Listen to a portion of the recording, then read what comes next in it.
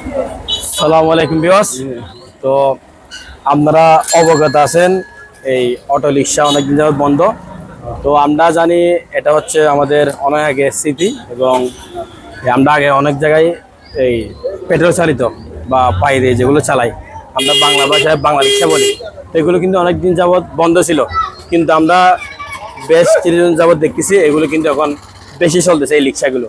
তো আমি ওনার থেকে জানি ওনারা আগে কি ভাড়া বেশি হয়েছিল নাকি এখন ভাড়া বেশি হচ্ছে, এবং অটো রিক্সা থাকলে ভালো নাকি না থাকলে ভালো, ওনারা থেকে আমাদের থেকে ভালো জানবো ওরা। আসসালামু আলাইকুম।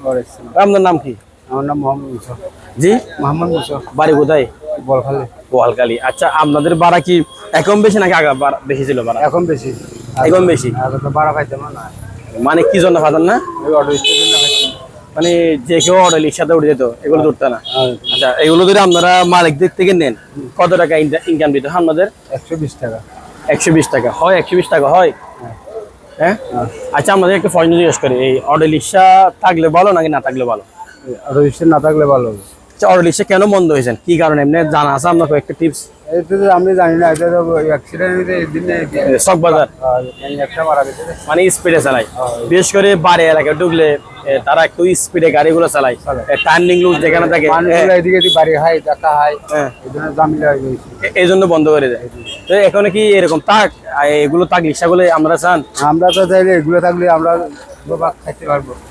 হ্যাঁ, ওগুলো দিয়ে আমাদের পরিবার হবে না।